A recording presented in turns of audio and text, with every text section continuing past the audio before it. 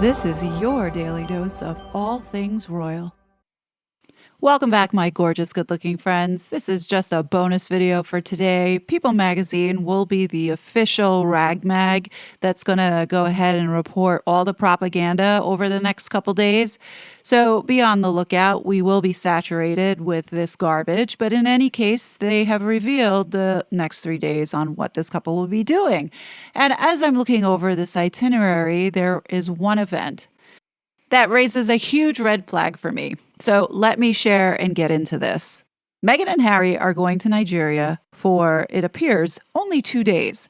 Now, when you look at this itinerary on what they will be doing on Saturday and Sunday, there is one event that makes me question what the trip is really about. So on Saturday, they will be attending a training session for the organization Nigeria Unconquered and a reception hosted by the Chief of Defense Staff in honor of military families. That's not the issue that I have. In the afternoon, Duchess Lolo will co-host an event of women in leadership with Dr. Ngozi, and forgive me if I butcher this name, Okonjo-Iweala, Director General of the World Trade Organization.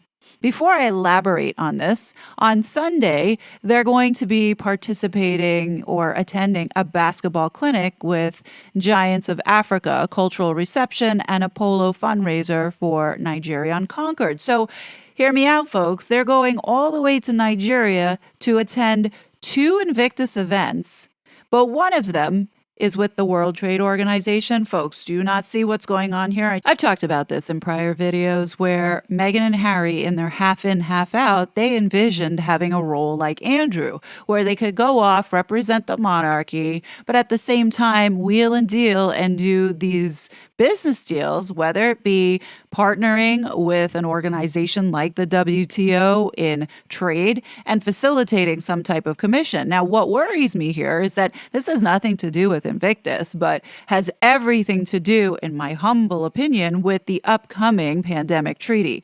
Oh, how coincidental that this woman that they're meeting with is on the chair of the board of Gavi, the Global Alliance for Vaccines and Immunization. Seriously, you can't get any more evil than these people. This woman is an agenda contributor to the World Economic Forum. How convenient that later this month, the World Health Assembly will be getting together on May 27th to vote and pass this pandemic treaty.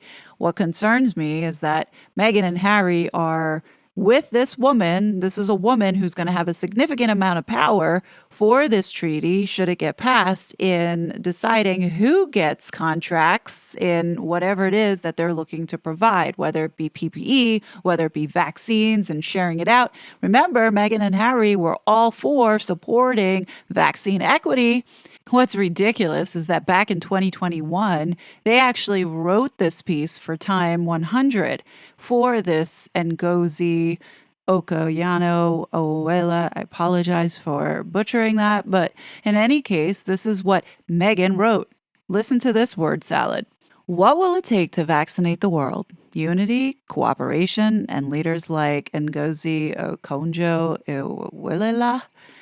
As the first African and first woman to lead the World Trade Organization, a 164-member group of nations that oversees trade across the world, Okonjo-Iweala took on the role of Director General this March at the watershed moment for our global health and well-being.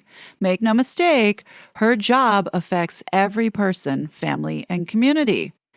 Now, this next part didn't age very well for Megsy Baby, but she writes, as we face a constant barrage of vaccine misinformation, bureaucratic slowdowns across both government and industry, and the rise of variants that underscore the urgency of the situation, Okonjo-Iweala has shown us that to end the pandemic, we must work together to equip every nation with equitable vaccine access. Our conversations with her have been as informative as they are energizing. This is partly because, despite the challenges, she knows how to get things done, even between those who don't always agree, and does so with grace and a smile that warms coldest of rooms. The fragility of our world right now cannot be overstated. Just over a quarter of the nearly 8 billion global population is fully vaccinated. How much you want to bet that this bitch didn't get vaccinated? Achieving vaccine equity is a global duty of compassion for one another. Our hope is that, guided by strong leaders like Ngozi, we can get there soon. Shut up, Meghan. Let me tell you, the fact that she's stuck her nose in here and is meeting with this woman right before this World Health Assembly coming up by the end of this month has me genuinely concerned, because this woman knows that there's going to be money, billions of dollars being allocated to the funds here to support this. If I had to guess, this is the real reason why Meghan's going to Nigeria. It's to meet with this woman and to get in on that sweet deal that's coming up once this agreement is signed. God forbid the United States signs this. I know that our senators here have put together a letter indicating that we do not agree with this agreement, and I know that the UK has also rejected it. So, at this point, I'll be honest with you, anything that these two touch and associated with it, I wouldn't touch with a 10-foot pole. And just confirming that Meghan's now going to meet with this woman and they're going to welcome her with open arms just makes me that much more cautious in what these people are doing. These two are up to no good. I don't trust them as far as I can see them. And this is a space that we need to watch. It's what they're not saying is what we have to pay attention to. Forget all the noise and the puff pieces and the saturation and distraction. It's this other stuff that matters. But if you haven't checked out my latest video, please do. It shows who Harry is involved with. And also, if you're interested in learning more about the WHO, check out the video that I did with Dr. Tedros and Meghan and Harry's involvement with Gavi. Anyhow, definitely leave your thoughts below. As always, I will be back with more content, but until then, please be safe and I'll talk to you later. Bye. You're such a fraud.